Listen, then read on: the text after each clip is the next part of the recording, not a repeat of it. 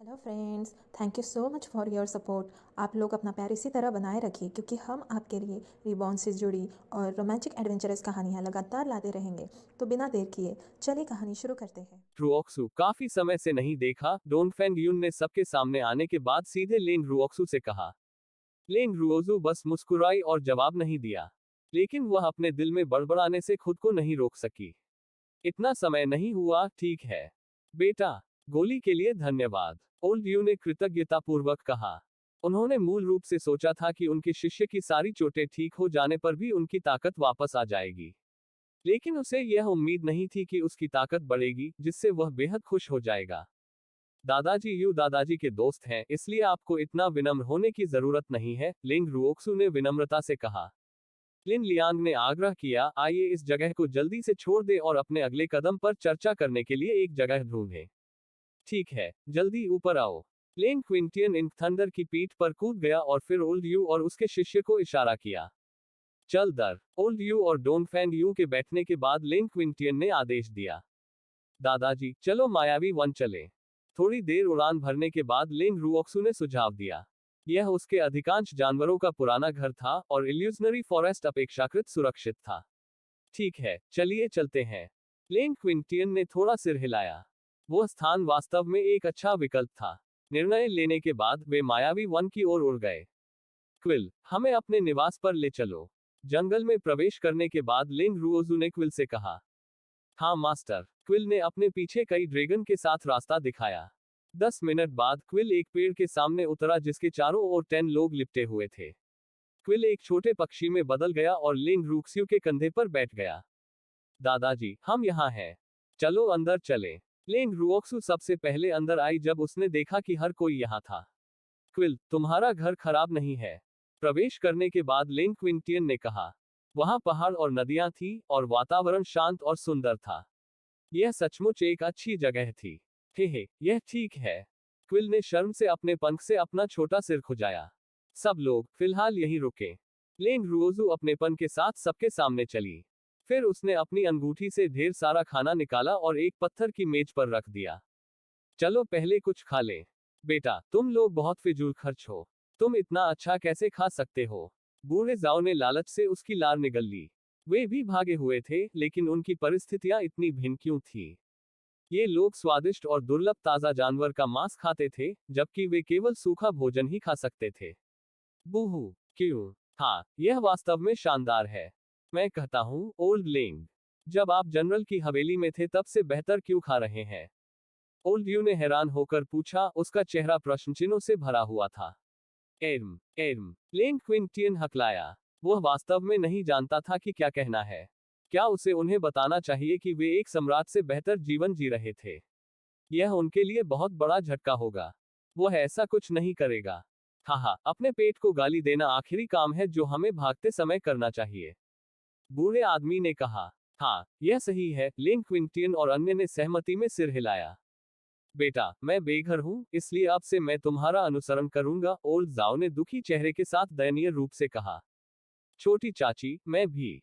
Guo Yong और Guo Kiang ने एक स्वर में कहा और उनके चेहरों पर साफ कहा गया, जूनियर आंटी, आप हमें अकेला नहीं छोड़ सकती। लेंग रुओजू का माथा काली रेखाओं से भरा हुआ था। क्या ये लोग मुझ पर भरोसा करने की योजना बना रहे हैं? लेकिन वह अच्छी तरह से जानती थी कि इन लोगों का उसके प्रति कोई गलत इरादा नहीं था। इसके अलावा वे भविष्य में उसके मददगार भी बन सकते हैं। मेरा अनुसरण करना असंभव नहीं है, लेकिन मैं पूर्ण वफादारी चाहता हूं और विश्वासघात वर्जित है, लेंग रुओक्सु ने कुछ विचार करने के बाद कहा। जूनियर आंटी, हम छोटे कुत्तों से भी ज्यादा वफादार हैं। गुओ योंग और गुओ कियांग ने जल्दी से उसे अपने पास खींचने की कोशिश की, उनके चेहरे चापलूसी के भावों से भरे हुए थे। उनके मालिक ने पहले कहा था कि लेंग रूक्सु के बाद उनका भविष्य निश्चित रूप से होगा, इसलिए वे उसके साथ रहने में कोई कसर नहीं छोड़ेंगे। निस्संदेह, यह उनके स्वामी का आदेश भी था। बेटा, मैं अब से तुम्हारा हूं। यदि तुम मुझे पूर्व की ओर जाने के लिए कहोगे तो मैं कभी भी पश्चिम की ओर नहीं जाऊंगा। तुम मुझसे जो भी कहोगी मैं करूंगा, और मैं वादा करता हूं कि मैं तुम्हारी बात सुनूंगा। बूढ़े जाओ ने हाथ उठाकर वादा किया। तुम बहुत बूढ़े आदमी हो, चिल्लाओ। मैं जुएर का आदमी हूं। छोटा सिल्वर मिंक, जो लेंग रुओजू की बाहों में पड़ा हुआ था, तुरंत क्रोधित हो गया। अरे बूढ़े आदमी, तुम्हारी हिम्मत कैसे हुई जुएर को मुझसे छीनने की? थम्फ, मैं तुम्हें बिल्कुल माफ नहीं करूंगा। ओह, हम सब ठीक हैं। छोटे मिंट के नुकीले छोटे पंजे देखकर बूढ़े जाओ ने जल्दी से मनाना शुरू कर दिया। नहीं, जुएर मेरा है, छोटे सिल्वर मिंट ने दबंग ढंग से कहा। हाँ, ठीक है। लड़की तुम्हारी है और मैं तुम्हारा हूं। ऐसा करना चाहिए, है ना? बूढ़े जाओ ने अनिच्छा से कहा। बूहू, एक मिंट वास्तव में मुझे धमका रहा है। मैं तुम्हें नहीं चाहता। छोटा सिल्वर मिंट गुस्से से दहाड़ा, इतना गुस्से में कि उसके शरीर का रोआ खत्म होने को था। ओल्ड जाओ ने धैर्यपूर्वक समझाया, मेरे कहने का मतलब यह है कि लड़की तुम्हारी है और मैं उसका हूं, जो तुम्हारे होने के बराबर है। बूहू, इस मिंट से निपटना इतना मुश्किल क्यों है? वो इतना मनमोहक नहीं है। चुप रहो तुम दोनों, किसी को बोलने की इजाजत नहीं है। लेंग रुओजू अब इसे सहन नहीं कर सका। अनजाने में उसके माथे पर ठंडे पसीने की कुछ बूंदें टपक पड़ी। यह क्या है? मानव और मिंट ने तुरंत आज्ञाकारी रूप से अपना मुंह बंद कर लिया। उनमें अब बोलने की हिम्मत नहीं हुई, लेकिन वे समय समय पर दयनीय छोटी आंखों से उसकी ओर देख लेते थे। हे, जुएर, वे बहुत आज्ञाकारी हैं। लेन क्विंटियन ने मुस्कुराते हुए कहा, उसका दिल खुशी से खिल रहा था। बेवकूफ। ओल्ड यू ने ओल्ड जाओ पर अपनी आंखें घुमाई, अपने दिल में उसका तिरस्कार किया। भले ही वह रुकना चाहता हो, उसे ऐसा करने की जरूरत नहीं है। हमें कुछ भी कहने की जरूरत नहीं है और हम इसे केवल अपने कार्यों से व्यक्त कर सकते हैं। वहां खड़ा रहना बंद करो। इसके बजाय खाना बनाने के लिए यहाँ आओ। अन्यथा हमारे पास बाद में खाने के लिए कुछ भी नहीं होगा। लिन लियांग ने कहा, जो डोंग फेंग यून के साथ सामग्री की सफाई कर रहा था। समूह दिन पर दिन जीवंत होता जा रहा है। ओह, आ रहा हूं। जब लेंग क्विंटियन और अन्य लोगों ने सुना कि बाद में कोई भोजन नहीं होगा तो वे तुरंत मदद के लिए दौड़े। लेंग रुओजू ने साफ किए हुए मांस का एक टुकड़ा उठाया और उसे ग्रिल करना शुरू कर दिया। इसकी खुशबू बहुत अच्छी है। बूढ़े जाओ ने सूंघा। लास ग्रिल में जो मांस पकाया जाता है उसकी खुशबू बहुत अच्छी आती है। बिल्कुल। बूढ़े आदमी ने तिरस्कार पूर्वक उसकी ओर अपनी आंखें घुमाई। आप, हम्फ, मैं आपसे झगड़ा नहीं करूंगा, ओल्ड जाओ ने उदारतापूर्वक कहा और सामग्री इकट्ठा करने पर ध्यान केंद्रित किया। लेंग रूक्स्यू ने दो बूढ़ों को आपस में झगड़ते हुए देखकर सोचा। वे लगभग एक ही उम्र के हैं, इसलिए उन्हें एक दूसरे को जानना चाहिए, है ना? लेकिन उनका रिश्ता थोड़ा अजीब लगता है। कम से कम उसे तो यही महसूस हुआ। हंगामे के बीच भोजन जल्दी खत्म हो गया। जी भरकर खाने पीने के बाद सब लोग एक साथ बैठ गए और चर्चा करने लगे। दादाजी, मैं कुछ देर के लिए बाहर जा रहा हूँ। लेंग रुओजू ने अचानक कहा। आगे क्या करना है इसकी व्यवस्था करने से पहले उसे आध्यात्मिक देवताओं के सटीक स्थान की पुष्टि करने की आवश्यकता थी। मैं तुम्हारे साथ चलूंगा, डोंग फेंग यू ने कहा। ठीक है। फिर लेंग रुओजू और डोंग फेंग यून ने उपस्थिति बदलने वाली गोलीली और इल्यूजनरी फॉरेस्ट छोड़ दिया। फीनिक्स शहर की सड़कों पर एक साधारण दिखने वाला पुरुष और महिला जिनकी उम्र लगभग 20 वर्ष के आसपास थी, दिखाई दिए। महिला अपनी बाहों में एक चांदी का मिंट ले जा रही थी और उसके कंधे के दोनों ओर एक छोटा पक्षी खड़ा था, एक लाल और दूसरा काला। हालांकि वे साधारण दिखते थे, लेकिन उनके अंतर्निहित महान स्वभाव के कारण उन्हें नजरअंदाज करना असंभव था। वे एक रेस्तरां में चले गए, पहली मंजिल पर भोजन कक्ष में एक यादृच्छिक स्थान पाया और बैठ गए। हेलो, आप क्या खाना चाहेंगे? एक वेटर ने उनकी मेज पर आकर आदरपूर्वक पूछा। कुछ भी चलेगा, लेंग रूक्स्यू ने हल्के से उत्तर दिया। कृपया कुछ देर इंतजार करें। वेटर झुककर चला गया। डोंग फेंग यून ने फुसफुसाते हुए कहा, जुएर, फीनिक्स सिटी में एक आध्यात्मिक देवता भी होना चाहिए। इन 2 दिनों में वे कई स्थानों पर दौड़ चुके थे और पहले से ही उन आध्यात्मिक देवताओं के सटीक स्थानों का पता लगा चुके थे। यह आखिरी जगह होनी चाहिए जहां उन्होंने जांच की थी। हाँ, लेंग रूक्स्यू ने धीरे से उत्तर दिया। इसी समय वेटर खाना लेकर आया। क्या हाल ही में फीनिक्स शहर में कुछ नया हुआ है? लेंग रुओजू ने वेटर से पूछा। हे, बिल्कुल, हाल ही में हमारे शहर के स्वामी एक पत्नी और कुछ रखैले चुनने की तैयारी कर रहे हैं, इसलिए यह बहुत जीवंत है, वेटर ने लेंग रुओक्सू को देखते हुए जल्दी से कहा। ओह, हम्फ, दरअसल वो लोग शादी करके रखैल रखने के मूड में होते हैं। क्या वे लंबे समय तक यहाँ रहने की योजना बना रहे हैं? क्या कुछ और है? डोंग फेंग यून ने वेटर के हाथ में एक नीलम सिक्का भर दिया। मैंने यह भी सुना है कि लेंग रूक्सू और अन्य, जिन पर कई शहर के राजाओं ने संयुक्त इनाम की पेशकश की है, सामने आए हैं। शहर के मालिक एक रणनीति पर चर्चा कर रहे हैं। वेटर रहस्यमय भाव से फुसफुसाया। फिर उसने ध्यान से इधर उधर देखा ताकि पता न चले। वास्तव में लेंग रूक्सू ने आश्चर्यचकित होने का नाटक किया, उसका चेहरा जिज्ञासा से भरा था। बेशक यह सच है, हर कोई इसे फैला रहा है, लेकिन इतनी महान सुंदरता के लिए यह बहुत अफसोस की बात है, वेटर ने अफसोस से कहा। डोंग फेंग यू ने लेंग रुओक्सू पर नजर डाली, जो उसके सामने बैठा था, और पूछने से खुद को नहीं रोक सका, यह अफसोस की बात क्यों है? क्या यह अफसोस की बात नहीं है कि इतनी महान सुंदरता नष्ट होने वाली है? लेकिन शायद शहर का स्वामी निष्पक्ष सेक्स की रक्षा करेगा और उसे एक उपपत्नी के रूप में ले जाएगा। वेटर ने यह भी देखे बिना कहा कि लेंग रूक्स्यू का चेहरा और भी बदसूरत होता जा रहा था। चल दर। लेंग रुओजू अप्रसन्न होकर उठ खड़े हुए। कुछ गलत बोला। वेटर ने उन दोनों को जाते हुए देखकर मन ही मन बड़बड़ाया। जुएर, उस वेटर ने जानबूझकर ऐसा नहीं किया। फीनिक्स सिटी की सड़कों पर साथ साथ चलते हुए डोंगफेंग युन ने सांत्वना दी। मुझे पता है, मैं वेटर की बात को दिल पर नहीं लूंगा, लेंग रूक्सू ने हल्के से कहा। चलो वापस चलते हैं, ऐसा ना हो कि दादाजी और अन्य लोग प्रतीक्षा करने के कारण चिंतित हो जाएं, लेंग रुक्सू ने जारी रखा। डोंग फेंग यू ने सिर हिलाया। उन्हें एक सुदूर कोना मिला और वे फीनिक्स शहर से बाहर निकल गए। अलिप्सिस। दादाजी, हम वापस आ गए हैं। जैसे ही वे क्विल के आवास पर लौटे, लेंग रुओजू चिल्लाए। हे बेटी, तुम आखिरकार वापस आ गई। हम उत्सुकता से इंतजार कर रहे थे, बूढ़े जाओ ने कहा। हम कई स्थानों पर गए, इसलिए हमने कुछ समय लिया, लेंग रुओक्सू ने समझाया और बैठने के लिए एक यादृच्छिक जगह ढूंढी। जुएर, यह कैसा था? लेंग क्विंटियन ने सीधे पूछा। उनकी पोती 2 दिन के लिए बाहर गई थी, तो उसे कुछ मिलना चाहिए था, है ना? दादाजी, हम 6 स्थानों पर गए। 6 आध्यात्मिक देवता अपने मुख्य शहर के रूप में एक शहर पर कब्जा कर रहे हैं, और वे खुद को शहर के स्वामी भी कहते हैं। लेंग रुओक्सू ने स्थिति का सरल स्पष्टीकरण दिया। दादाजी लेंग, उन आध्यात्मिक देवताओं को हमारी बिल्कुल भी परवाह नहीं है। वे केवल खाना पीना और हर दिन खेलना जानते हैं। उनका जीवन बेहद विलासितापूर्ण और पतनशील है। बहुत से लोग शिकायत करते हैं, लेकिन वे केवल अपना गुस्सा निगल सकते हैं, डोंग फेंग युन ने कहा। वर्तमान लिंग फैंग महाद्वीप उनकी कल्पना से कहीं अधिक अराजक था। दादाजी, ऐसा लगता है कि हमें एक ही समय में उन्हें नष्ट करने के लिए 6 समूहों में विभाजित होना पड़ेगा। इसके अलावा हम उन्हें भागने नहीं दे सकते, ऐसा न हो कि वे ऊपरी क्षेत्र से संपर्क करें। लेंग रूक्सू ने अपनी योजना का खुलासा किया। हाँ, अगर वे ऊपरी क्षेत्र से संपर्क करते हैं तो यह न केवल हमारे लिए बल्कि पूरे लिंगफैंग महाद्वीप के लिए एक आपदा होगी। लेंग क्विंटियन ने सहमति में सिर हिलाया।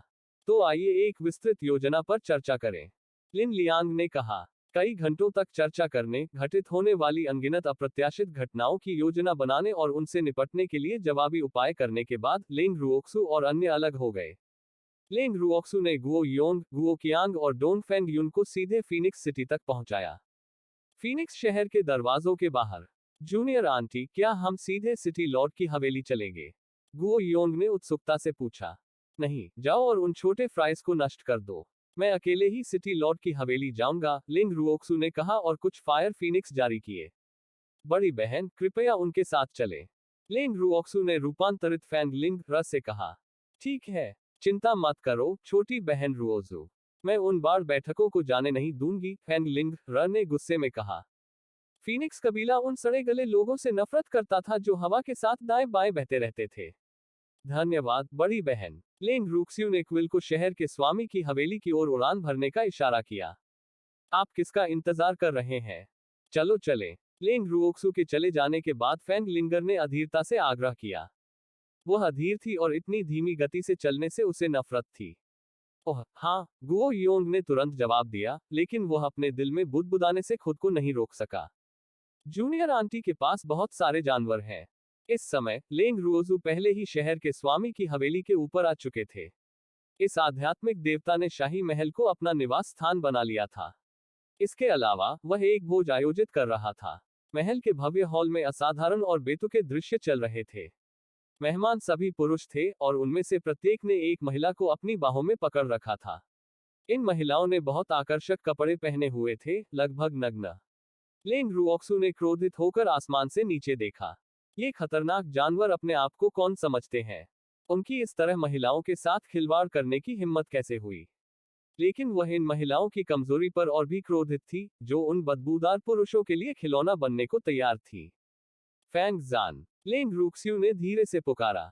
मास्टर, इन लोगों को मुझ पर छोड़ दो। फैंग झान की गहरी लाल फीनिक्स आंखें भयानक रूप से ठंडी और हत्या के इरादे से भरी हुई थी। जो कोई भी अपने स्वामी की अप्रसन्नता को भड़काता है, वह मृत्यु का पात्र है। फैंग जान ने हवा में इधर उधर उड़ान भरी, एक अच्छी जगह पाई, और फिर धीरे से एक बच्चे की मुट्ठी के आकार की लौ उगल दी। आह, आग लग गई है। कोई आओ और आग बुझाओ। नीचे तुरंत अराजकता फैल गई। भोज में शामिल मेहमानों को समझ नहीं आ रहा था कि वे क्या करें। वे न तो भाग सकते थे, न ही उनमें भागने की हिम्मत थी। वे केवल उसी स्थान पर डटे रह सके क्योंकि शहर का स्वामी वहां से हटा नहीं था। सबको डरने की कोई जरूरत नहीं है। यह सिर्फ एक छोटी सी दुर्घटना है। आपको इसके बारे में चिंता करने की जरूरत नहीं है। आध्यात्मिक देवता, जो ड्रैगन सिंहासन पर बैठे थे, उन्हें शांत करने की कोशिश करते हुए मुस्कुराए। लेकिन उसने अपने दिल में इन लोगों का तिरस्कार किया। हम्फ, इतनी कम हिम्मत के साथ वे क्या कर सकते हैं? यह कोई दुर्घटना नहीं है। एक स्पष्ट और सुखद आवाज हॉल में फैल गई।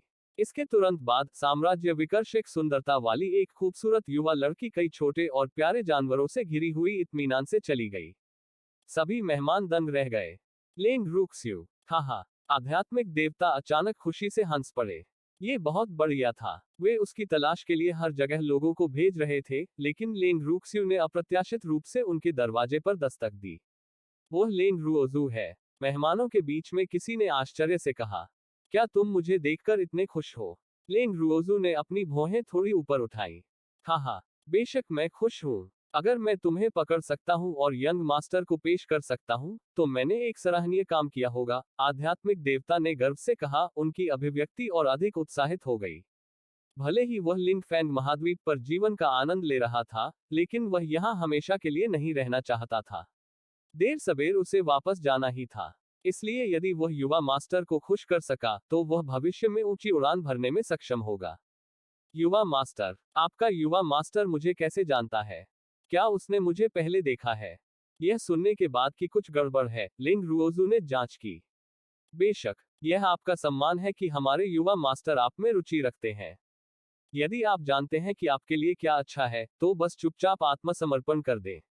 मैं वादा करता हूं कि मैं आपको कोई शारीरिक पीड़ा नहीं होने दूंगा। अन्यथा मुझे क्रूर और निर्दयी होने के लिए दोषी मत ठहराओ। आध्यात्मिक देवता ने नर्म और कठोर दोनों तरीकों से धमकी दी। लेंग रुओक्सू ने अवाक होकर अपनी आंखें घुमाई। क्या इसे यह माना जाए कि कोई फिर से मुझ पर मोहित हो गया है? जू परिवार के पुरुष वास्तव में मेरे लिए परेशानी पैदा करना पसंद करते हैं। मुझे आश्चर्य है कि हम में से कौन अधिक क्रूर है। मैं वास्तव में उत्सुक हूँ। लेंग रुओजू हल्के से मुस्कुराए, लेकिन उसकी ठंडी, सुंदर आंखों में हत्या का इरादा उभर आया।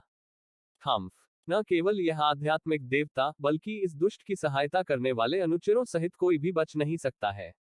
हाहा, आप सिर्फ एक आध्यात्मिक सर्वोच्चता है। आपकी हिम्मत कैसे हुई एक आध्यात्मिक देवता को चुनौती देने की? आप वास्तव में साहसी हैं। आध्यात्मिक देवता और भी अधिक खुशी से हंसे, जैसे कि उन्होंने अभी अभी कोई प्रफुल्लित करने वाला चुटकुला सुना हो।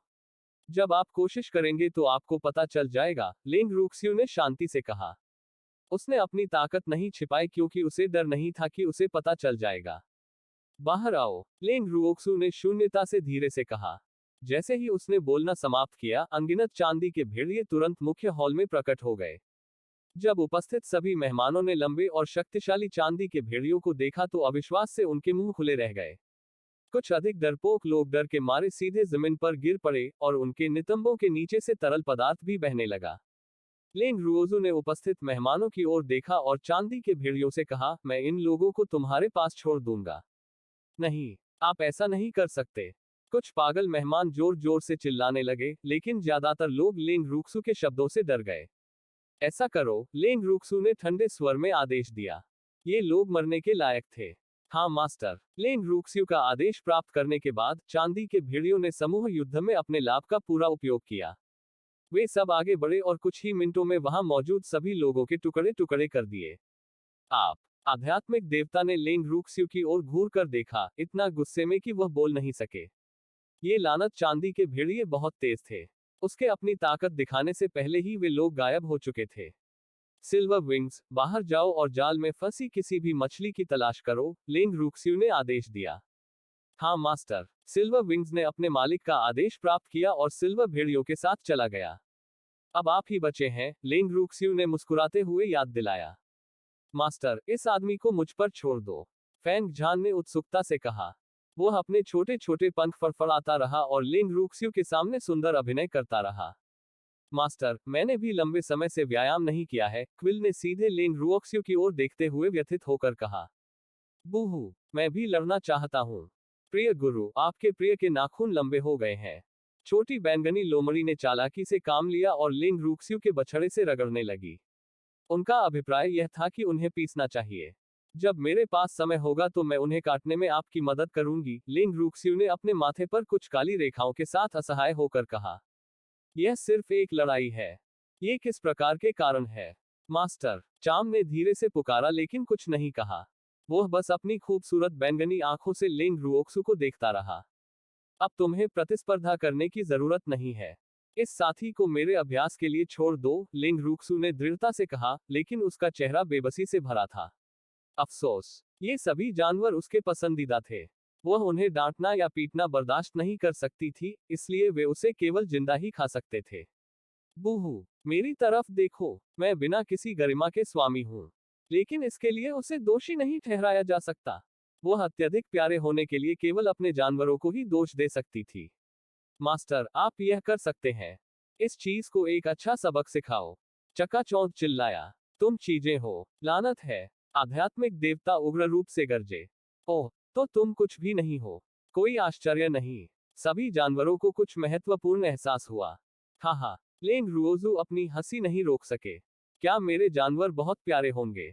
लेंग रुओजू, मैं तुम्हें जाने नहीं दूंगा, आध्यात्मिक देवता ने गुस्से से कहा। वह मूल रूप से युवा मालिक को खुश करने के लिए उसका उपयोग करना चाहता था, लेकिन अब वह केवल इस लानत औरत को मारना चाहता था। लेंग रुओजू ने समझदारी से सिर हिलाया और बहुत गंभीरता से कहा, मैं तुम्हें जाने भी नहीं दूंगा। आध्यात्मिक देवता ने एक लंबी कृपाण निकाली और बिना किसी हिचकिचाहट के लेंग रूक्सू पर हमला कर दिया। कितनी सज्जनता है! लेंग रुओक्सू ने शांति से मजाक उड़ाया। उसने कृपाण के हमले को चतुराई से टाल दिया और उसी समय feather of the fire Phoenix को रिहा कर दिया। लेंग रुओजू, क्या यह आपकी आध्यात्मिक शक्ति है? जब आध्यात्मिक देवता ने उस पंख को देखा जो उसकी उंगली जितना भी मोटा नहीं था तो उसने तिरस्कार पूर्वक कहा, यह आपसे निपटने के लिए पर्याप्त है। लेंग रुओक्सू ने हल्के से कहा, जाहिर तौर पर उसकी ओर देखते हुए। मैं तुम्हें पछतावा करवाऊंगा। आध्यात्मिक देवता पंख के हमले से बच गए और अपने कृपाण से फिर से हमला कर दिया। कृपाण किरण में अनगिनत ठंडे और भयावह हत्या के इरादे थे, और इसमें मौजूद जल विशेषता आध्यात्मिक शक्ति इतनी तीव्र थी कि यह लगभग बर्फ में जम गई। लेकिन पलक झपकते ही वह स्तब्ध रह गया। यह कैसे संभव है? वह छोटा सा पंख वास्तव में कई गुना बढ़ गया। केवल एक पंख था, लेकिन अब जब उसने हमला किया तो अनगिनत पंख थे। अचानक पूरा हॉल छोटे, उग्र लाल और चमकदार पंखों से भर गया। पंख धीरे धीरे एकत्रित होकर एक गोला बन गए, और गोला धीरे धीरे आगे की ओर तैरने लगा, मानो वो टहल रहा हो। तैरो, तैरो! आध्यात्मिक देवता की ओर तैरने के बाद उसने उसे घेर लिया।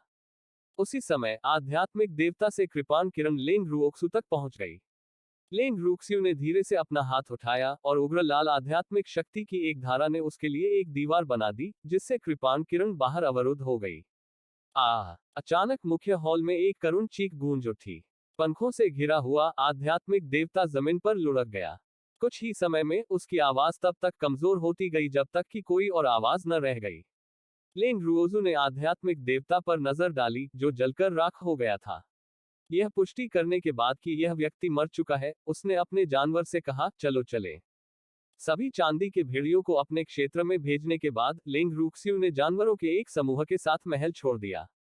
महल से कुछ ही दूरी पर लेंग रुओजू की मुलाकात डोंग फेंगयुन और अन्य लोगों से हुई, जो उसकी तलाश में आए थे। जूनियर आंटी, महल में आग क्यों लगी है? जब गुओ योंग ने आसमान में आग की लपटें उठती देखी तो वह उत्सुकता से पूछने से खुद को नहीं रोक सका। मुझे नहीं लगता कि महल में आग बुझाने के लिए कोई बचा है।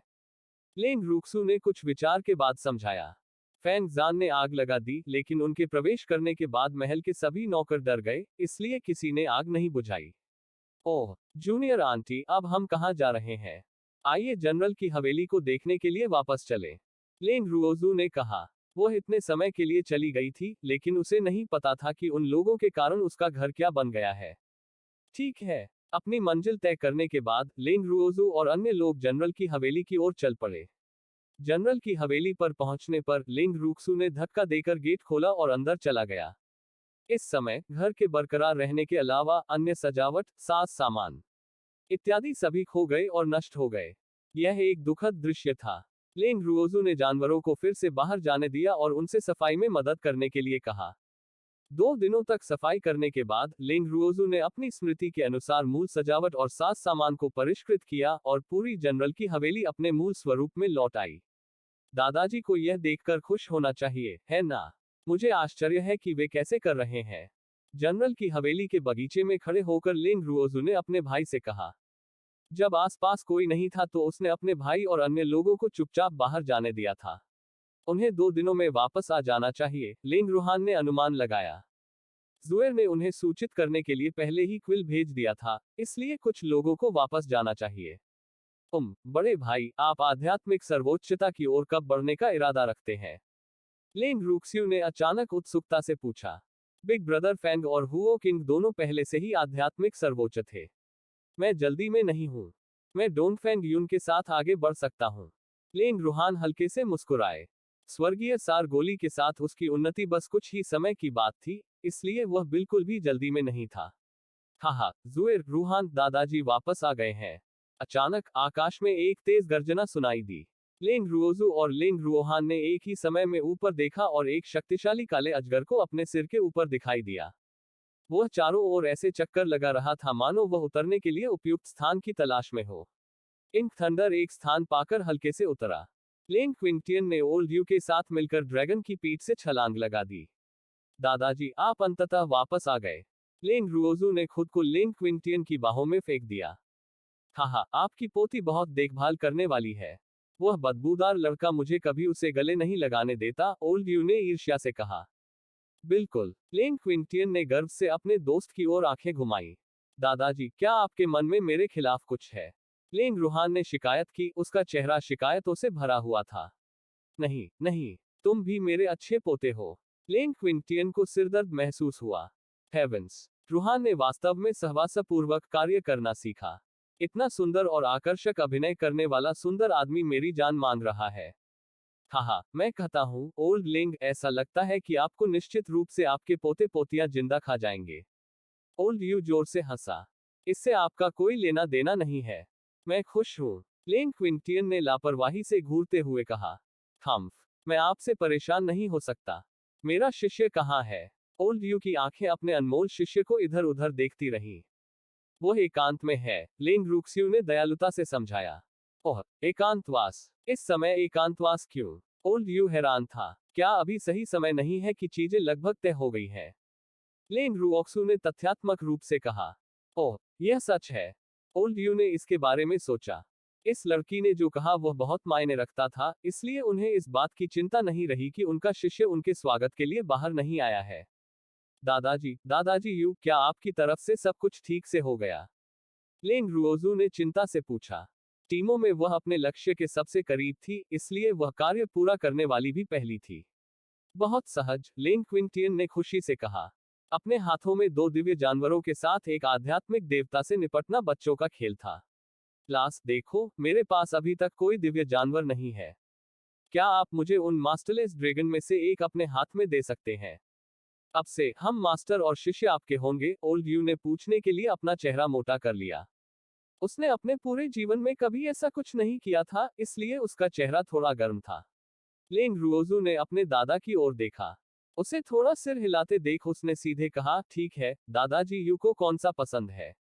अन्य 5 टीमों के रवाना होने से पहले उसने आपातकालीन स्थिति के लिए उन्हें 10 मास्टरलेस ड्रैगन उधार दिए थे। इसलिए उसे आश्चर्य नहीं हुआ कि दादाजी यू उससे एक मांगने के लिए अपनी त्वचा मोटी करेंगे। वो तुरंत सहमत हो गई। आखिरकार वह कई वर्षों तक उसके दादा का अच्छा दोस्त रहा था। सबसे महत्वपूर्ण बात यह है कि लेंग रूक्सू ने लोगों का न्याय करने में अपने दादा के फैसले पर भरोसा किया। ओल्ड यू स्तब्ध रह गया और फिर उसने बहुत खुशी से कहा, ओह, मुझे काली वाली चाहिए। यह लड़की वास्तव में सीधी है। मुझे इसकी उम्मीद नहीं थी, बिल्कुल भी उम्मीद नहीं थी। लेंग क्विंटियन ने अपने पालतू रिंग से 2 ड्रैगन को मुक्त किया।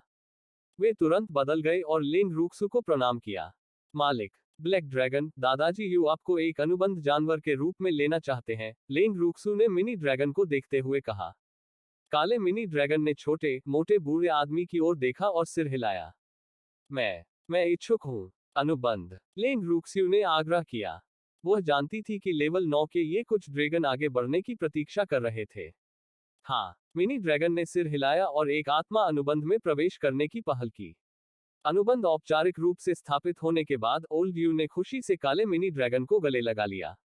बूहू, आखिरकार मेरे पास एक दिव्य जानवर है। ओह, रुको, अभी नहीं। लास, एर्म, ओल्ड यू शर्मिंदा था और हकला रहा था।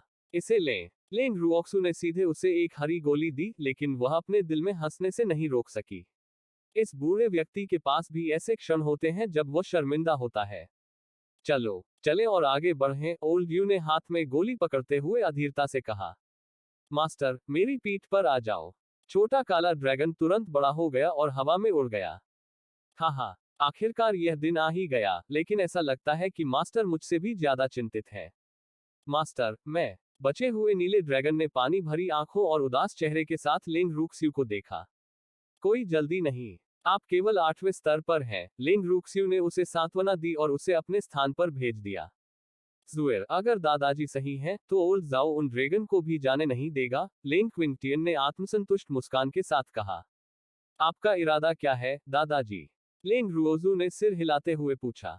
आर्टिफिशियल एसोसिएशन का वह बूढ़ा आदमी ओल्ड यू की तरह है, एक अकेला। बेशक, यह सबसे अच्छा होगा यदि हम उसका उपयोग कर सकें, लेंग क्विंटियन ने कुछ विचार करने के बाद कहा। उनकी पोती को मदद की जरूरत थी, इसलिए अब से उन्हें उपलब्ध लोगों पर ध्यान देना होगा। जाहिर है, ओल्ड यू और ओल्ड जाओ बहुत उपयुक्त उम्मीदवार थे। ठीक है, लेंग रूक्स्यू ने सिर हिलाया। दरअसल उसका भी यही विचार था, अन्यथा वह इतनी उदार नहीं होती। दादाजी, बाकी लोग अभी तक नहीं लौटे हैं। कुछ नहीं हुआ है ना? लेंग रुओजू ने चिंतित होकर पूछा। चिंता करने की कोई जरूरत नहीं है, लेंग क्विंटियन ने सांत्वना दी। वे सभी होशियार थे, इसलिए चिंता करने की कोई आवश्यकता नहीं थी। हाँ, मैं, बूढ़ा जाओ, वापस आ गया हूँ। लेंग रुओक्सू और अन्य लोगों ने चिल्लाने की आवाज सुनी और उसी समय ऊपर देखा और आकाश में 3 ड्रैगन को उड़ते हुए देखा। लिन लियांग, जो बूढ़े जाओ के साथ लौटा था, उदास चेहरे के साथ एक ड्रैगन की पीठ पर बैठा था। ओह, क्या हुआ, दादाजी? लिन लियांग के ड्रैगन के उतरने के बाद लेंग रुओजू उत्सुकता से पूछने में मदद नहीं कर सकी। उससे पूछो। लिन लियांग ने खर्राटे लिए और आत्मसंतुष्ट बूढ़े व्यक्ति की ओर देखने से बचने के लिए अपना चेहरा दूसरी ओर घुमा लिया। लास, मैं बस दयालु था और उसे 2 ड्रैगन को पालतू रिंग से बाहर निकालने के लिए कहा। एक कारीगर के रूप में, मैं अच्छी तरह से जानता हूं कि पालतू रिंग में संग्रहित करना कितना असुविधाजनक है। यही कारण है कि उसने मुझ पर गुस्सा दिखाया, ओल्ड जाओ ने पूरी तरह से निर्दोष नजर से समझाया। हम्फ, यह स्पष्ट रूप से इसलिए है क्योंकि आप सुर्खियों में रहना चाहते हैं। आप अभी भी बहाने क्यों ढूंढ रहे हैं? लिन लियांग काले चेहरे के साथ दहाड़ने लगे। मैं कैसा हूं? मैं बस उनके साथ बंधना चाहता हूं, बूढ़े जाओ ने बिना किसी शर्म के कहा। तुमने किसका अपहरण किया? लेंग रुओजू को एहसास हुआ कि क्या हो रहा था और उसने ओल्ड जाओ पर अपनी आंखें घुमाई। हे बेटी, तुम सर्वश्रेष्ठ हो, बूढ़े जाओ ने खुशी से लगभग नाचते हुए कहा। मेरी नजर उस नीले पर है। बेटी, इसे मुझे दे दो। बूढ़ा जाओ अपने चेहरे पर बिना किसी शर्मिंदगी के आगे बढ़ता रहा। फिर इसके साथ अनुबंध करें। लेंग रुओजू ने असहायता से सिर हिलाया। यह उसकी अपेक्षाओं के अनुरूप था, इसलिए वह प्रवाह के साथ चली गई। हाँ, बेटी, धन्यवाद। मैं निश्चित रूप से भविष्य में तुम्हारे लिए कुछ भी करूंगा, ओल्ड जाओ ने विनम्रतापूर्वक कहा और फिर नीले ड्रैगन के सिर को थपथपाया। लिटिल ब्लू, चलो जल्दी से अनुबंध करें। लड़की सहमत हो गई। नीले ड्रैगन ने लेंग रूक्सू पर नजर डाली, सिर हिलाया और अनुबंध शुरू किया। आइए देखें कि भविष्य में कौन मुझे धमकाने की हिम्मत करता है, ओल्ड जाओ ने अनुबंध पूरा करने के बाद अहंकार पूर्वक कहा। वह प्रतिबिंबित महिमा का आनंद ले रहा था, जो बेहद क्रोधित करने वाला था। इसे लो और आगे बढ़ो। लेंग रुओजू ने असहाय होकर ओल्ड जाओ को एक ग्रीन स्पिरिट गोली सौंपी। लिटिल ब्लू, चलो चले। हे, तुम एक दिव्य जानवर बनने जा रहे हो, बूढ़े जाओ ने अधीरता से कहा। वह नीले ड्रैगन की पीठ पर चढ़ गया और आगे बढ़ने के लिए जगह ढूंढने के लिए जनरल की हवेली से बाहर उड़ गया। दादाजी लिन, क्या सब कुछ ठीक से हो गया? लिन लियांग का अभी भी उदास चेहरा देखकर लेंग रुओजू ने चिंता से पूछा। बहुत सहज। हालांकि वह बूढ़ा व्यक्ति थोड़ा अविश्वसनीय लगता है, जब आधिकारिक व्यवसाय की बात आती है तो वह बहुत सीधा और कुशल है, लिन लियांग ने समझाया। यह भी एक मुख्य कारण था कि वह उल जाओ को इतना अधिक भोगने के लिए तैयार था। लेंग रुओजू ने थोड़ा सिर हिलाया। अब ओल्ड मैन, पैट्रियार्क फैंग और पहले बुजुर्ग के नेतृत्व वाली 3 टीमें अभी तक वापस नहीं लौटी हैं। वे काफी दूर हैं। उन्हें कल या परसों तक वापस आ जाना चाहिए, लिन लियांग ने कहा। वे मामले को सुलझाने के बाद मायावी वन में मिलने पर सहमत हुए थे। लेकिन उन्हें उम्मीद नहीं थी कि यह लड़की पहले जनरल की हवेली में लौटेगी। दादाजी लिन पहले आराम करने के लिए अपने कमरे में वापस जाएं। लेंग रूक्स्यू ने सुझाव दिया। उसने पहले ही जनरल की हवेली को साफ कर दिया था और सभी के कमरे तैयार कर दिए थे। जुएर, हमें अंतरिक्ष में भेजो, लेंग क्विंटियन ने कहा। उसे खाली जगह पर सोने की आदत थी, इसलिए अगर वह सोने के लिए अपने कमरे में वापस जाता तो उसे असुविधा होती। ठीक है, लेंग रुओजू ने एक विचार के साथ उन दोनों और ड्रैगन को कंगन में भेजा। बड़े भाई, क्या हम कुछ देर यहाँ बैठेंगे? लेंग रुओजू ने पूछा जब उसने देखा कि बगीचे में केवल भाई बहन ही बचे थे। जुएर, चलो आज रात हॉटपॉट लें। उनके बैठने के बाद लेंग रुहान कुछ कहने से खुद को रोक नहीं सके। इस अवधि के दौरान वे अंतरिक्ष में रह रहे थे और लंबे समय तक उन्हें हॉटपॉट नहीं मिला था। ठीक है, मैं बिग ब्रदर की बात सुनूंगा। मैं फैंग दा और अन्य लोगों के लिए तैयारी की व्यवस्था करूंगा। लेंग रुओक्स्यू खड़े हुए और सीधे फैंग दा को खोजने गए। उसे निर्देश देने के बाद वह अपने भाई के साथ बगीचे में लौट आई। कुछ समय बाद ओल्ड यू और ओल्ड जाओ जनरल की हवेली में लौट आए। रात में सभी लोग और जानवर एक साथ इकट्ठे हुए और हॉटपॉट का आनंद लेने लगे। अगले दिन अन्य 3 टीमें एक के बाद एक जनरल की हवेली में लौट आईं। हर कोई फिर से इकट्ठा हुआ और मामले के सफल समापन का जश्न मनाने के लिए एक जीवंत समय बिताया। अंततः लिंग फैंग महाद्वीप में शांति लौट आई। कई दिनों के निपटान के बाद आध्यात्मिक देवताओं द्वारा लिंग फैंग महाद्वीप पर लाया गया प्रभाव धीरे धीरे कम हो गया और लोग धीरे धीरे कई लोगों और घटित मामलों को भूल गए। लेकिन लेंग रुओक्सु और अन्य लोग लंबे समय से लोगों के दिलों में गहराई से बस गए थे और वे पूरे लिंग फैंग महाद्वीप पर एक किंवदंती बन गए थे, जो हमेशा के लिए लोगों के दिलों में अंकित हो गए थे। आधे साल बाद जनरल लेंग की हवेली के बगीचे में मिस मर्सिनरी यूनियन का कोई व्यक्ति दर्शकों का अनुरोध करता है। लू ताओ लेंग रुओजू के सामने खड़ी थी, उसका चेहरा आराधना से भरा हुआ था। क्या मैंने यह नहीं कहा कि मैं किसी से नहीं मिलूंगा? लेंग रुओजू, जो अपनी आंखें बंद करके एक कुर्सी पर लेटी हुई थी और उसकी बाहों में छोटा मिंट धूप का आनंद ले रहा था, थोड़ा सा घबरा गया। इस आधे साल के दौरान लिंग फैंग महाद्वीप के लोगों ने अपना सामान्य जीवन फिर से शुरू कर दिया था और उन्हें हर दिन डरने की जरूरत नहीं थी। प्रमुख संघों का भी पुनर्निर्माण किया गया था। लेकिन जनरल की हवेली में उससे मिलने आने वाले लोगों की संख्या अचानक बढ़ गई, जिससे वह बहुत परेशान हो गई। लू ताओ ने समझाया, मिस यंग मास्टर जूरी भाड़े के संघ के लोगों के साथ आए थे। जूरी को अंदर आने दो, किसी और को नहीं। लेंग रुक्सू ने बिना किसी का चेहरा बताए सीधे आदेश दिया। हाँ मिस। लू ताओ मुड़ा और चला गया। इसके तुरंत बाद लू ताओ जूरी को बगीचे में ले गया। हाहा रॉक्सू, मैंने उनसे बहुत पहले ही कहा था कि तुम उन्हें नहीं देखोगे, लेकिन उन्होंने हार नहीं मानी और आने पर जोर दिया। मुझे दोष मत दो, जूरी ने लेंग रुओक्सू को देखने के बाद तुरंत समझाया। वह नहीं चाहता था कि यह लड़की गलत समझे। मैं समझता हूँ। मुझे नहीं पता कि मुझे उन्हें देखने की आवश्यकता क्यों है, लेंग रुक्सू ने उदासीनता से कहा। हालांकि ब्लेजिंग फ्लेम मर्सिनरी ग्रुप सैद्धांतिक रूप से मर्सिनरी यूनियन के अधिकार क्षेत्र में था, उसका मानना कि मर्सिनरी यूनियन उसे प्रबंधित करने की हिम्मत नहीं करेगा, इसलिए वे लोग निश्चित रूप से किसी अच्छे कारण से यहाँ नहीं थे। अल्केमिस्ट एसोसिएशन और बीस्ट ट्रेनर एसोसिएशन ने बार बार आपकी तलाश की है ना? जूरी ने समझ से भरे चेहरे के साथ पूछा। ओह बिग ब्रदर जू, आप सफल हो गए, लेंग रुओजू ने अचानक कहा। जिस समय उसने उसे नहीं देखा था, जूरी एक मध्यवर्ती आध्यात्मिक संप्रभु बन गई थी। मेरी साधना की गति आप राक्षसों की तुलना में बहुत शर्मनाक है। इसके अलावा यह उस आध्यात्मिक फल के कारण था जो आपने मुझे दिया था, जूरी ने असहाय होकर कहा। वह लंबे समय से आध्यात्मिक सम्राट के चरम पर था और अभी तक वहां से नहीं निकल पाया था। यदि रुक्सू ने उसे जो फल नहीं दिया होता, तो वह वास्तव में नहीं जानता था कि वह कब एक आध्यात्मिक संप्रभु बन जाएगा। बिग ब्रदर जू, यदि आपका भाड़े का समूह 9वें स्तर के पवित्र जानवर को पकड़ सकता है, तो मैं आपको उसे आगे बढ़ाने में मदद करने के लिए एक ग्रीन स्पिरिट गोली दूंगा, लेंग रुओक्सू ने वादा किया। दो प्रमुख भाड़े के समूह हरिकेन और यूनिवर्स हमेशा उसके साथ अच्छे संबंध रखते थे क्योंकि उसने पिछली बार उन्हें बचाया था। इन दो प्रमुख भाड़े के समूहों में उन गर्म रक्त वाले और स्पष्टवादी पुरुषों के बारे में लेन रुओक्सु की भी अच्छी छाप थी, इसलिए वह साधारण चीजों पर यथासंभव मदद करती थी। रुओक्सु, मैं वास्तव में लेवल 9 के पवित्र जानवर को पकड़ना चाहता हूं, लेकिन मुझे डर है कि हमारे भाड़े के समूह की ताकत के साथ यह असंभव है। जू री ने कुछ अफसोस के साथ आह भरी। बिग ब्रदर जू, आप उन्हें लाभ का लालच दे सकते हैं। स्तर 9 के पवित्र जानवर सभी स्मार्ट हैं।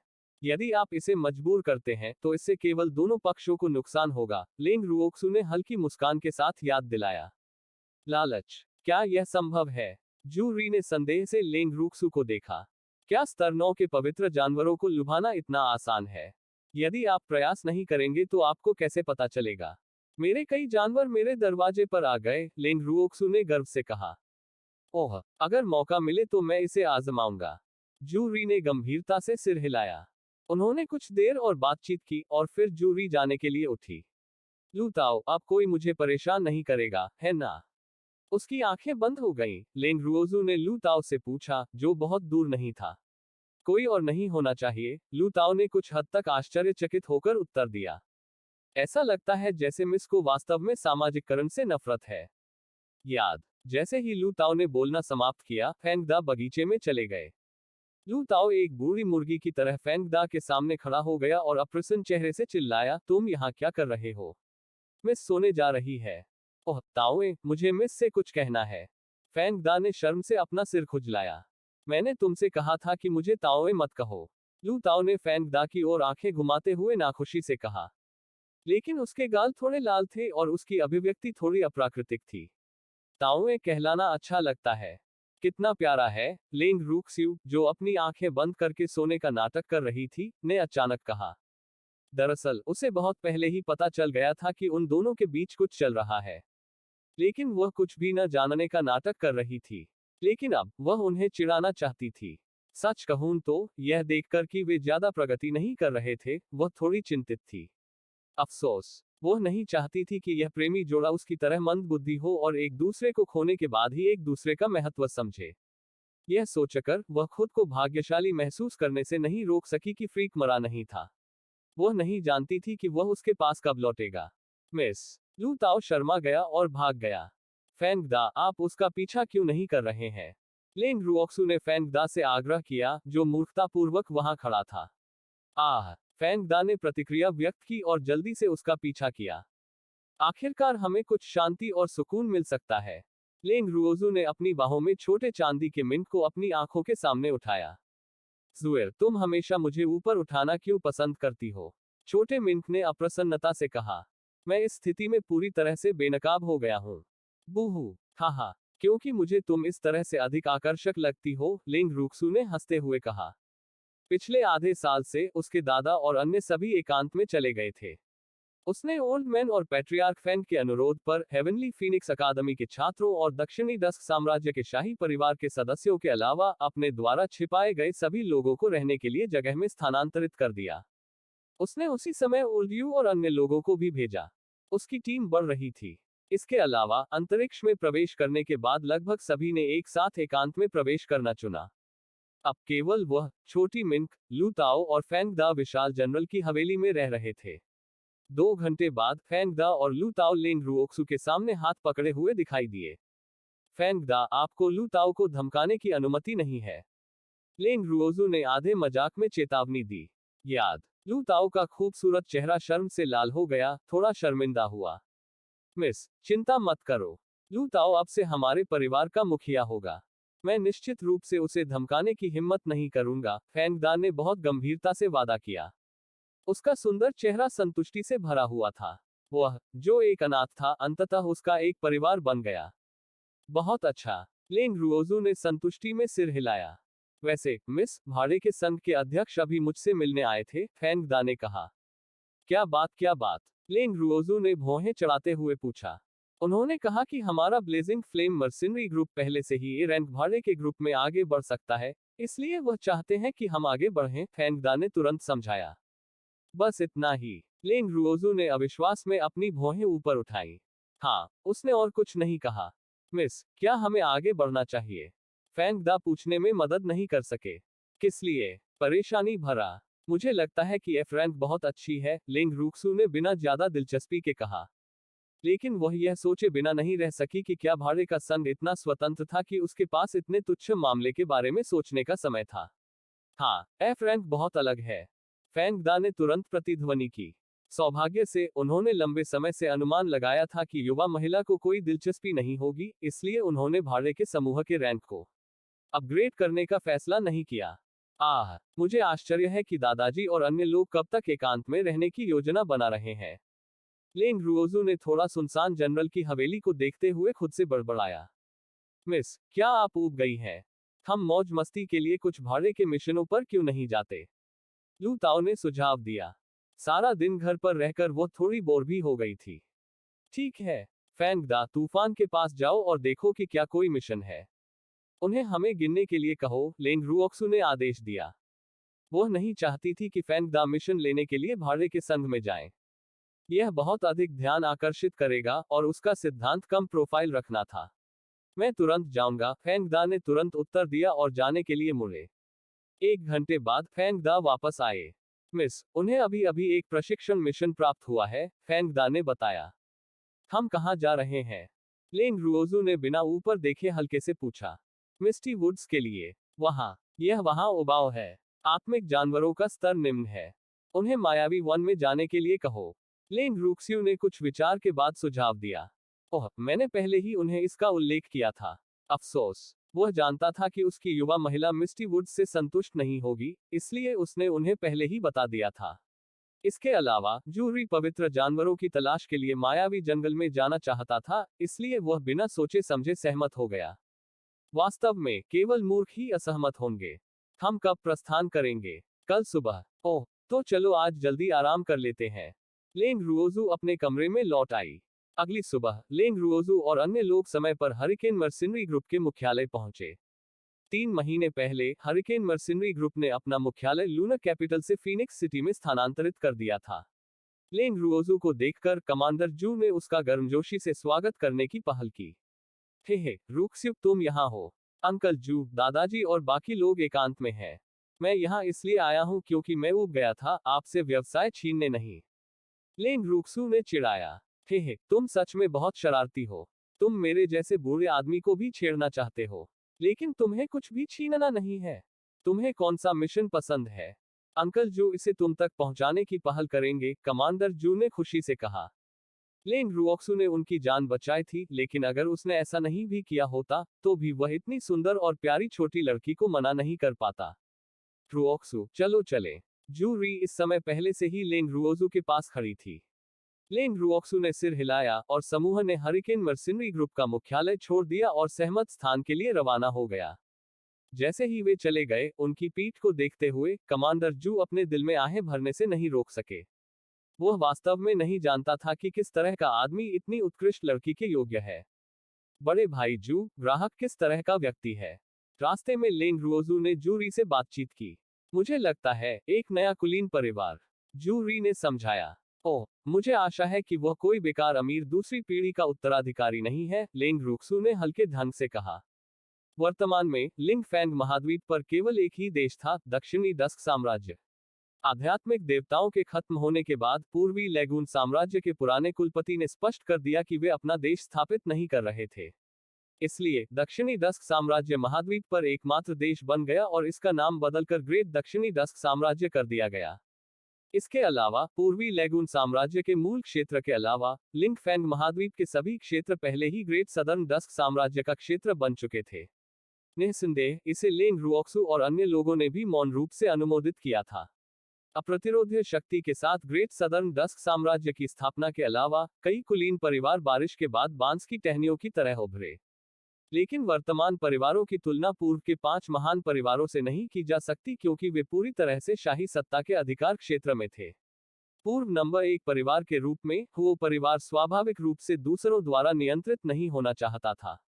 इसलिए, हुओ परिवार ने पूर्वी लैगून साम्राज्य के दूसरे सबसे बड़े शहर में अपना परिवार स्थापित किया और इसका नाम बदलकर फायर सिटी रख दिया। कई महीनों की कड़ी मेहनत के बाद, हुओ परिवार ने नंबर 1 परिवार के रूप में अपना स्थान फिर से हासिल कर लिया। हुओ परिवार के मुखिया के मिलने के बाद हुओ किंग परिवार में लौट आया था। वह अभी भी हुओ परिवार का युवा स्वामी था। भले ही वर्तमान पूर्वी लेगून साम्राज्य में कोई शाही परिवार नहीं था, फिर भी इसने इसे प्रबंधित करने वाले शहर के प्रभुओं की प्रणाली को अपनाया। हालांकि शहर का स्वामी बनना आसान नहीं था। सिटी लॉर्ड बनने के लिए आपको कई मूल्यांकनों और परीक्षणों से गुजरना पड़ा। परीक्षण के बाद अंत में नागरिक मतदान करेंगे। यह कहा जा सकता है कि लेंग रुओजू ने अपनी पिछली दुनिया की लोकतांत्रिक व्यवस्था को खत्म कर दिया था। शायद नहीं। मैंने पहले ही उन्हें शर्तें स्पष्ट रूप से बता दी है। जू री मुस्कुराए। वह ब्लेजिंग फ्लेम मर्सिनरी ग्रुप के नियमों की प्रशंसा करता था और उसने उनके अनुसार कुछ नियम लागू किए थे। तो अब पूरे भाड़े के समूह की एकजुटता और वफादारी पहले की तुलना में अतुलनीय थी। ऐसा ही हो। बड़े भाई जू लेंग रूक्सू और अन्य लोगों के एकत्रित होने के स्थान पर पहुंचने से पहले एक खूबसूरत लड़की तितली की तरह तेजी से आगे बढ़ी। लड़की को देखते ही लेंग रुओजू ने अपनी भौहें थोड़ी ऊपर उठाईं और उसने थोड़ा चिढ़ाते हुए जू री की ओर देखा। ऐसा लगता है कि बिग ब्रदर जू प्यार के मामले में भाग्यशाली है। मुझे आशा है कि वह एक परेशान करने वाली सड़ी गली प्रेमिका नहीं है। लेंग रूक्स्यू ने सोचा। रुओक्सू, बकवास मत करो। मैं उससे केवल एक बार मिला हूं। हमारे बीच कुछ भी नहीं है। जू री ने बेबसी से अपनी आंखें घुमा ली। उसका मन अब साधना में था, इसलिए उसके पास इन तुच्छ चीजों के बारे में सोचने का समय नहीं था। अफसोस, ऐसा लगता है कि रुओजू हाल ही में बहुत ऊब गई है। बड़े भाई जू, आप अंततः यहाँ हैं। खूबसूरत लड़की पहले ही जूरी के पास भाग चुकी थी, लेकिन उसकी नजर केवल जूरी पर थी और उसने स्वचालित रूप से लेन रुओक्सू और जूरी के अलावा अन्य लोगों को फिल्टर कर दिया। तीसरे पहिए बनने से बचने के लिए लेंग रुओजू और अन्य लोगों ने चतुराई से जूरी का साथ छोड़ दिया। जियांग डोंग, वह महिला कौन है? फैंग दा ने उत्सुकता से पूछा। वह हमारे मिशन की ग्राहक है, एक नवगठित कुलीन परिवार की बेटी है, हरिकेन मर्सिनरी ग्रुप के कप्तान ने धीरे से समझाया। वह कोई परेशान करने वाली महिला तो नहीं है? फैंग दा ने हल्के सिरदर्द के साथ पूछा। उसे अपनी युवा महिला और अब उसके आसपास की महिलाओं के अलावा अन्य महिलाओं में कोई दिलचस्पी नहीं थी। ओह, मुझे भी यकीन नहीं है, जियांग डोंग ने अवाक होकर कहा। लेकिन वह अपने दिल में सोच रहा था, फैंग दा के लिए किस तरह की महिला परेशानी भरी मानी जाती है। रुओक्सू, वह हमारे भाड़े के समूह की ग्राहक है। माँ योरू, माँ परिवार की सबसे बड़ी युवा महिला, फायर सिटी का दूसरा सबसे बड़ा परिवार। जू री ने माँ योरू को लेंग रूक्स्यू तक पहुंचाया। मिस माँ, वह हमारे भाड़े के समूह से मिस रुओजू है। जू री ने बहुत विनम्रता से दोनों का परिचय कराया। उन्होंने एक दूसरे की ओर सिर हिलाया, परिचित हुए। बड़े भाई जू, चलो जल्दी चले, माँ योरू ने अधीरता से कहा। जू री ने लेंग रूक्स्यू की ओर देखा और असहाय होकर कहा, ठीक है मिस, ऐसा लगता है कि आप वास्तव में महिलाओं के साथ अच्छी तरह से नहीं घुलती हैं। मिस माँ आपके बारे में अच्छी धारणा नहीं रखती है। फैंग दा ने लेंग रूक्स्यू को फुसफुसाया।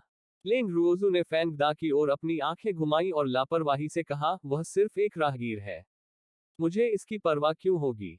लेंग रुओजू और अन्य लोगों ने जूरी का सभा स्थल तक पीछा किया। विशाल जमीन पर दो विशाल उड़ने वाले आत्मिक जानवर उतर रहे थे। मिस रुओजू, मुझे बहुत खेद है। मेरे उड़ने वाले आत्मा जानवर बहुत छोटे हैं और अधिक लोगों को नहीं बिठा सकते। आप मेरे अधीनस्थों के साथ क्यों नहीं बैठती? माँ योरू ने थोड़ी शर्मिंदगी से लेंग रुओजू की ओर देखा। लेंग रुओजू ने दो आत्मिक जानवरों पर नजर डाली और ठंडे स्वर में कहा, आपके दयालु इरादों के लिए धन्यवाद मिस माँ। मेरे पास अपने स्वयं के आत्मिक जानवर हैं।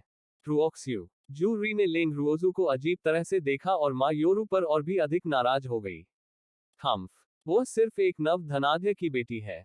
उसे आश्चर्य हुआ कि माँ परिवार क्या सोचेगा यदि उन्हें पता चलेगा कि उनकी प्यारी बेटी किसी ऐसे व्यक्ति के इतनी खिलाफ है कि वे इस जीवन में कभी भी एहसान नहीं कर पाएंगे। बड़े भाई जू, मिस माँ के साथ बैठो। मेरे बारे में चिंता मत करो, लेंग रूक्स्यू ने समझदारी से कहा और जू री की ओर देखा। अच्छा तब, जू री ने असहाय होकर सिर हिलाया और माँ योरू के उड़ने वाले आत्मा जानवर पर चढ़ गई। मिस लिंग, हमारे आध्यात्मिक जानवर बहुत तेजी से उड़ते हैं, इसलिए आपको हमारा पीछा करना होगा और हमसे नजरें नहीं हटानी होंगी, माँ योरू ने चिंता के साथ कहा, फिर अपने आध्यात्मिक जानवरों को उड़ने का आदेश दिया। चिंता मत करो, मैं जारी रखूंगा, लेंग रूक्स्यू ने कृतज्ञतापूर्वक कहा। मिस, क्या हम चलें? फैंग दा ने असहाय होकर कहा जब उसने देखा कि दो आत्मिक जानवर पहले ही बहुत दूर उड़ चुके थे। अफसोस, ऐसा लगता है कि मिस हाल ही में सचमुच बहुत ऊब गई है। चलो चलें। लेंग रूक्सू ने क्विल को बुलाया और छोटे मिंट को भी रिहा कर दिया, जिसे उसने अपने स्थान पर रखा था। मेरे प्रिय क्विल, चलो धीरे धीरे उड़े ताकि हम दो जानवरों को डरा न सके। लेंग रूक्सू ने क्विल की पीठ पर आराम से लेटते हुए बहुत दयालुता से कहा। हाँ मास्टर, क्विल ने कुछ कठिनाई के साथ उत्तर दिया। उसका चेहरा काली रेखाओं से भरा हुआ था। बूहू, मुझे कितनी धीमी गति से उड़ना होगा ताकि मैं उन दो आध्यात्मिक जानवरों से आगे न निकल जाऊं। मैंने सोचा था कि आप फायर ड्रैगन की सवारी करेंगे। जब लेंग रुओजू ने फैंग दा और लू ताओ को बैठे हुए देखा तो उन्होंने उन्हें चिढ़ाया। मिस, वह ड्रैगन बहुत ही आकर्षक है। क्या हम कुछ सामान्य उड़ने वाले जानवरों की सवारी नहीं कर सकते? फैंग दा ने कड़वा चेहरा लेकर कहा। जब से वे प्रसिद्ध हो गए, उन्होंने फायर ड्रैगन की सवारी करने की बिल्कुल भी हिम्मत नहीं की। अन्यथा वह अवश्य पहचान लिया जाएगा। क्विल, क्या आप किसी उड़ने वाले आत्मा वाले जानवर को जानते हैं? लेंग रूक्स्यू ने कुछ सोचने के बाद पूछा। हाँ, लेकिन उनका स्तर ऊंचा नहीं है, क्विल ने कुछ विचार करने के बाद कहा। यह ठीक है, उन्हें बस तेजी से उड़ने की जरूरत है, फैंग दा ने जल्दी से कहा। हाँ, स्तर महत्वपूर्ण नहीं है, लेंग रूक्स्यू ने सहमति व्यक्त की। उन्हें वास्तव में कुछ सामान्य उड़ने वाले आत्मा वाले जानवरों की आवश्यकता थी। क्विल ने अनिच्छा से कहा, जब हम इल्यूजनरी फॉरेस्ट पहुंचेंगे तो मैं उनकी तलाश करूंगा। बूहू, क्या मैं अपनी नौकरी खोने जा रहा हूं? लेंग रुओजू ने सिर हिलाया, अपनी आंखें बंद कर ली और चुप हो गई। 10 घंटे से अधिक समय तक उड़ान भरने के बाद वे अंततः विलो शहर पहुंचे। हर कोई शहर के बाहर रुक गया और विलो शहर में चला गया। देर हो रही है, तो चलो रात को यहीं रुकेंगे और कल सुबह चलेंगे। जूरी ने एक सराय के सामने आसमान की ओर देखते हुए कहा। ठीक है, हम बिग ब्रदर जू को सुनेंगे, मायोरू ने सहमति में कहा। क्या क्या आप दिन में प्रशिक्षण लेने और रात में जंगल से बाहर आने की योजना बना रहे हैं? लेंग रुओजू ने अचानक पूछा। बिल्कुल नहीं, हम रात में जंगल में डेरा डालने जा रहे हैं। माँ योरू ने गर्व से अपनी ठुड्डी ऊपर उठाई। मुझे आपके कार्यों में वह मंशा नजर नहीं आती, लेंग रुओजू ने शांति से कहा। जूरी को समझ आ गया कि रुओजू का क्या मतलब है। उसने दोनों समूहों को देखा और कहा, चलो सीधे जंगल में चलते हैं।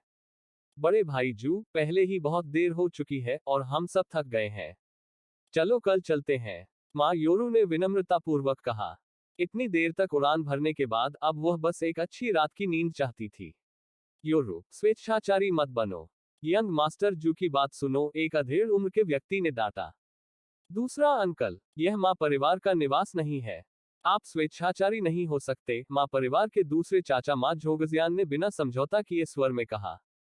ठीक है, बिग ब्रदर जू, मैं आपकी बात सुनूंगा। माँ योरू ने समझौता किया। परिवार में उसके दूसरे चाचा का दर्जा उसके पिता के बाद दूसरा था, इसलिए उसने उनकी अवज्ञा करने की हिम्मत नहीं की। चलो चलें, जू री ने हल्के से कहा। वे धीरे धीरे मायावी वन की ओर चल दिए। मिस, क्या आप भूखी हैं? यहाँ कुछ झटकेदार है। कुछ लो। जंगल में लू ताओ ने जर्की का एक टुकड़ा निकाला और उसे लेंग रुक्सू को सौंप दिया जैसे कि आसपास कोई नहीं था। लेंग रुओजू ने झटके से खाया, एक छोटा सा टुकड़ा लिया और बाकी को अपनी बाहों में लिए हुए छोटे मिंट को खिला दिया। जियांग डोंग जूरी की तरफ चला गया। युवा मास्टर, चलो आज रात यहीं डेरा डालें। जूरी ने मौजूदा इलाके को देखा और सिर हिलाया। भाड़े के समूह और माँ परिवार ने शिविर लगाना शुरू कर दिया। इस मिशन के लिए हरिकेन मर्सिनरी ग्रुप केवल माँ परिवार की सुरक्षा के लिए जिम्मेदार था। बाकी सब कुछ ग्राहक को स्वयं करना होगा। इसके अलावा तूफान भाड़े के समूह की स्थिति के साथ माँ परिवार ने उन्हें अधीनस्थों की तरह आदेश देने की हिम्मत नहीं की। इसलिए माँ परिवार में हर कोई हरिकेन मर्सिनरी ग्रुप के लोगों का बहुत सम्मान करता था। लेंग रुओजू की तिकड़ी ने जानबूझकर एक कोने की स्थिति पाई। फैंग दा ने तंबू स्थापित किया, लू ताओ ने सामग्रियों को छांटा और लेंग रुओक्सू ने एक हाथ फैलाने वाला दुकानदार बनने पर ध्यान केंद्रित किया।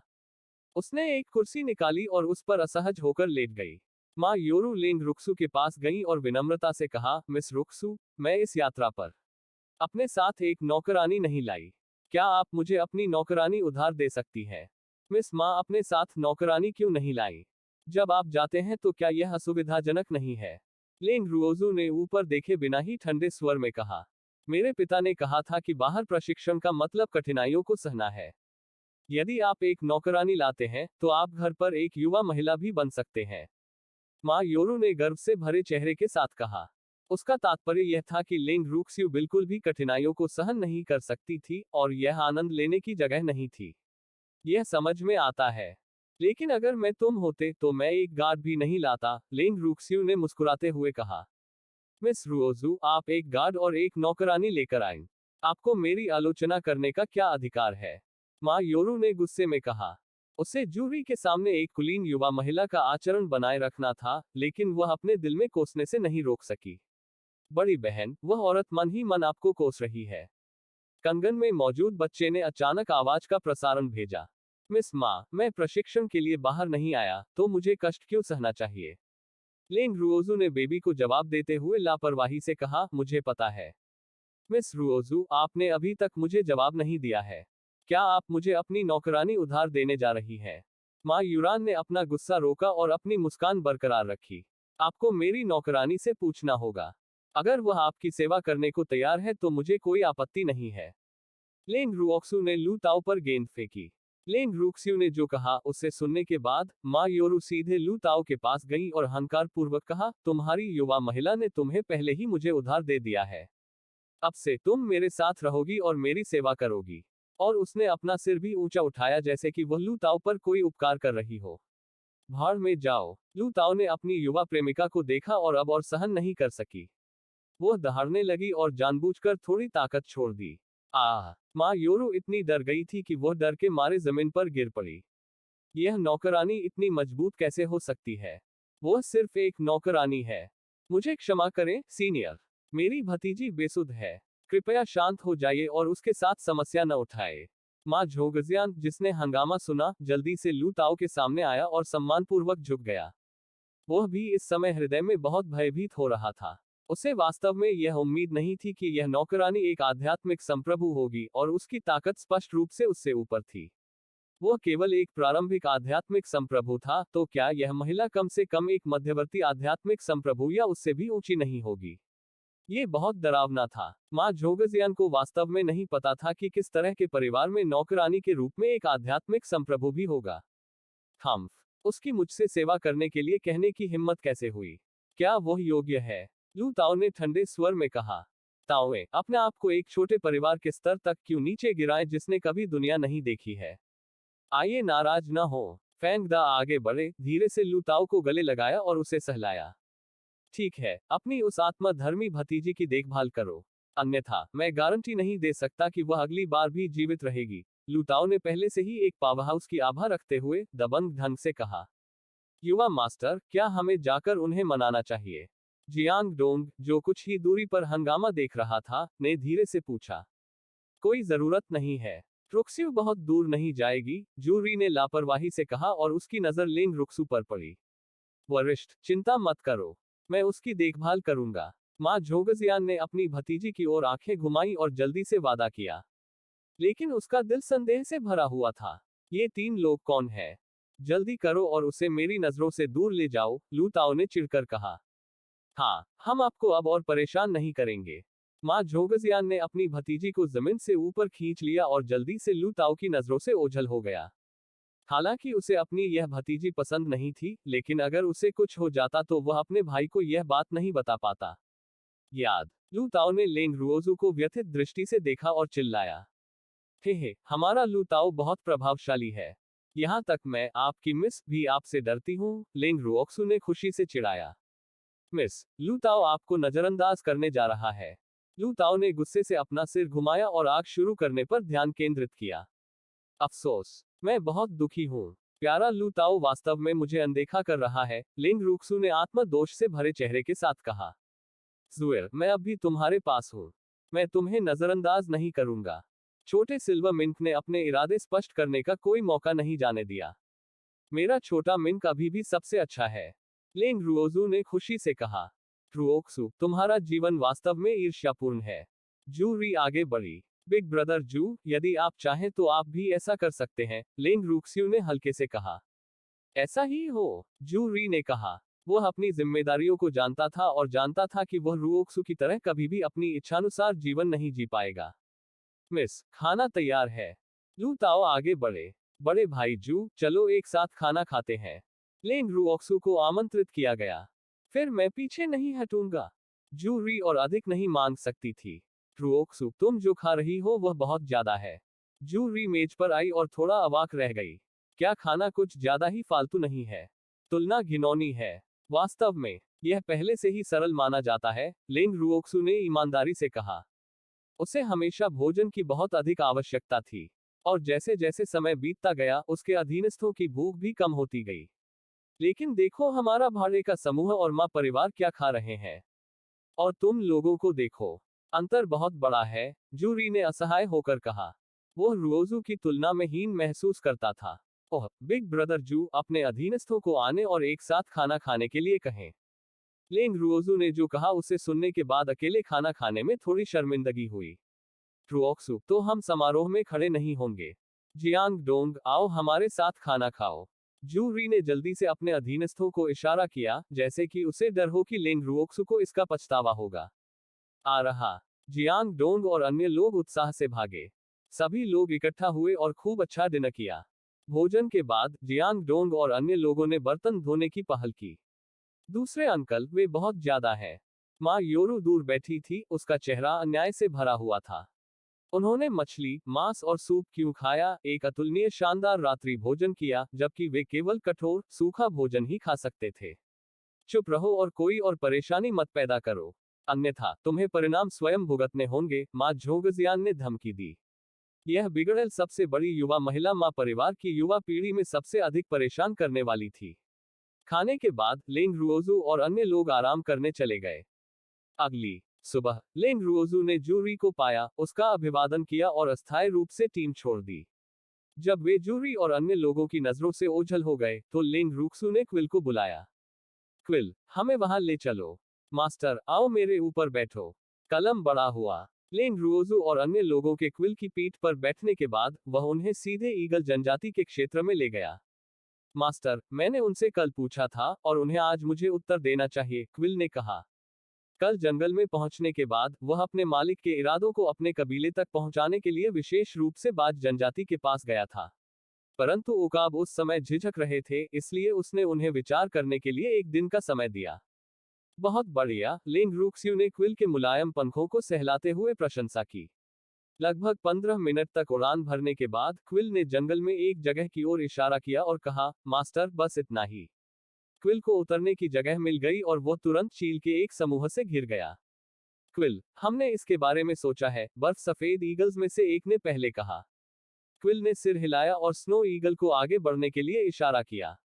स्नो ईगल ने सीधे कहा, हम इंसानों को अपना स्वामी मानने को तैयार है।